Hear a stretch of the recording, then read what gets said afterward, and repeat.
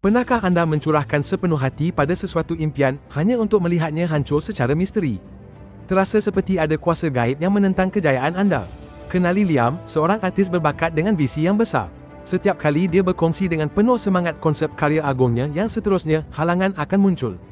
Bekalan akan hilang, inspirasi akan berkurangan, atau kritikan remeh-temeh akan mengalihkan fokusnya.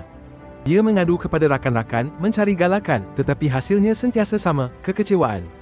Suatu hari, semasa bersiap untuk pameran paling bercita-citanya, Liam memutuskan untuk melakukan perubahan radikal.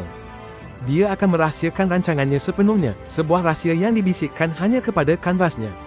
Tiada pengumuman yang teruja, tiada penjelasan terperinci kepada rakan-rakan yang berniat baik. Dia hanya bekerja, dilindungi oleh aura misteri. Buat pertama kalinya, projeknya berjalan lancar tanpa halangan, muncul ke dunia lengkap dan berjaya dengan mengagumkan, bebas daripada campur tangan. Apa pula pusingannya? Ia bukan niat jahat, tetapi tenaga halus dari iri hati yang tidak terucap, nasihat yang tidak diminta, atau bahkan hanya pendapat yang berbeza yang secara tidak sedar menggagalkan usaha-usaha sebelumnya.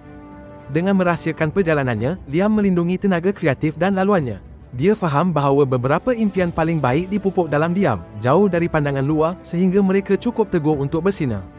Dedikasi senyap anda adalah perisai terbesar anda. Hayati kuasa perjalanan misteri anda. Langgan Malai Report untuk lebih banyak pandangan tentang cara menjalani kehidupan yang berobjektif.